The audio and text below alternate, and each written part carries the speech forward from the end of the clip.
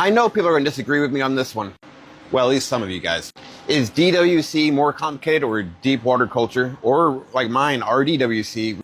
In my opinion, RDWC or water culture or hydro can be a little bit easier than soil. Now, I haven't used one of the cheaper deep water culture systems, like one from Vivor or whatever, where it's 5 different buckets and it's just a cheaper model and it uses air stones and stuff inside. I use Hydro Unlimited and I use RO water. That also can play a factor. On both of them, generally you're following a feed chart, so that's no different. Hydro, for the most part, grows super fast and usually bigger than plants that are in the soil. But these autopots, I call them like a hybrid. You have soil, but it runs kind of similar to a hydro system, where it has a reservoir and it's constantly getting fed. If it wants it, it has it. And that's pretty much how it is for hydro. If it wants food, the food is there, it can just take it. Where things start to get a little bit different is, like in soil, if you have a deficiency, in order to get rid of that deficiency, you can flush the water through the bucket, through the soil, and try to wash it all out to reset. With hydro, I can just empty the water. Like I have 4 buckets here, 32 gallons. It does sound like a lot, but I got 4 plants. I suck out all that water, put in new water, new nutrients, and I can start fresh just like that, like starting with brand new soil. With soil, obviously you can't just remove the soil and start off with new soil and start over again so easy. Same goes for cocoa. Now, if you do have a problem in hydro, a lot of times they say that it can affect or take effect faster because it's hydro and those nutrients and different things are going straight to your roots and those roots are right there. So it impacts and happens faster. But at the same time, you can take that water out and start fresh and start over way faster and easier too. It's kind of a trade-off there. Soil, it happens slower. It goes faster in hydro. So in soil, it can take longer to fix the problem. And me personally, from my experience, this is only my 2nd or 3rd grow, but I don't see where people are saying where it's complicated to do hydro. It can cost a little bit more because you're running a pump in order to do that in air stones, and that's also another pump, so it can cost a little bit more because you're using more power. I can tell you one benefit of using soil: if your power goes out, it's better off. I've had the power go out maybe 2 times during this grow or 3 times. Luckily not very long, just like 12 hours or so, long enough. If my roots and my hydro don't have oxygen in the buckets, those roots will start to die rather quickly. They can happen within a couple hours to the first day or so.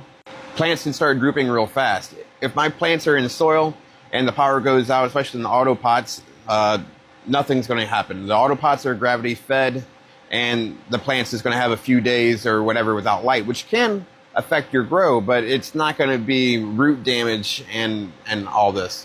Those soil pots, if you don't have them scrogged, you can also take them outside. Well, it's harder to do that with my hydro system that's all connected. But if it was one single bucket, say 5 gallons to 8 gallons, it is still heavy to pick up and move that outside, while still trying to be careful with your plant. Another difference is like the nutrients that you're growing with. In soil, it's a lot easier to grow organically with organic stuff because there's not a system that it can get built up in. In the hydro system, if I put like FOOP or something else in that system, it can work hydroponically. Same for, well, it was FOOP is what I used last time. But it can build up. It's messy and it breaks down. Organic material breaks down and it can change like the pH and stuff. It messes around and whatnot.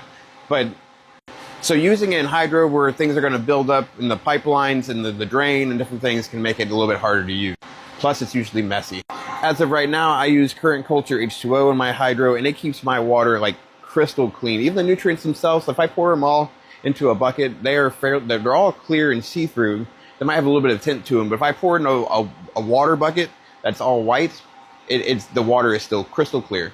My buckets stay crystal clear. With soil and stuff, you can have microbes and stuff in your soil to help your plants overall. And mycorrhizal and whatnot. I can't add mycorrhizal to my RDWC as they want to be on the roots and they need something to help hold them to the roots.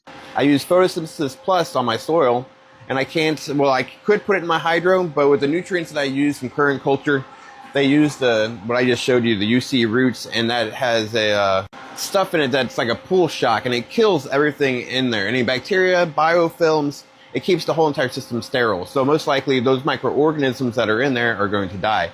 If I was using a different nutrient line that didn't have something in there to keep the system sterile, then it would be okay to use.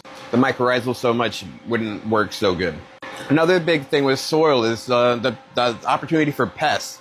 Fungus gnats or different things in the soil. They like the moist soil. If you're top watering, there's a chance you've probably ran into this.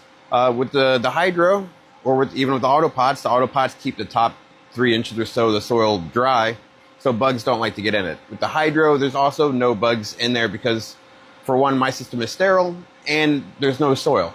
Now let's talk about humidity.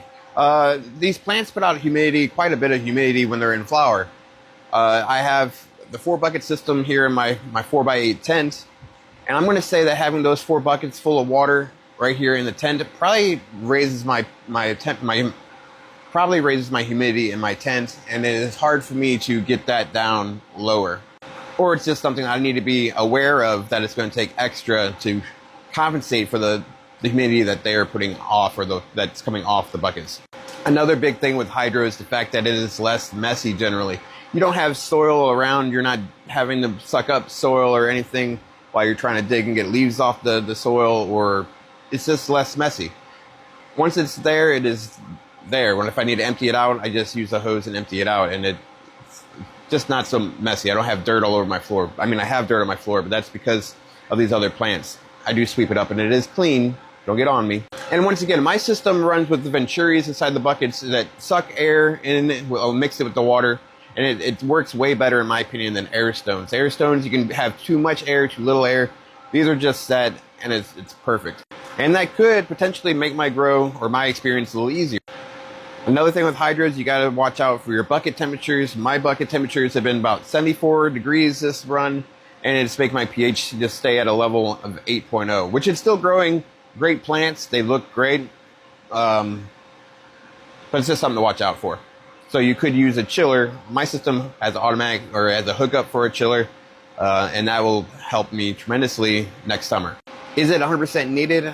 That should be determined, because my plants here are growing just fine in 8.0 pH water and hot water. But those temperatures will soon go down as we hit fall and winter. My basement here will soon be like 60 degrees, so it's going to be perfect. And people also say there's a difference in taste between hydro and soil, or living soil, or this or that. I haven't personally noticed a huge difference between either or. So in my opinion, either growing in hydro or soil, it is fairly easy.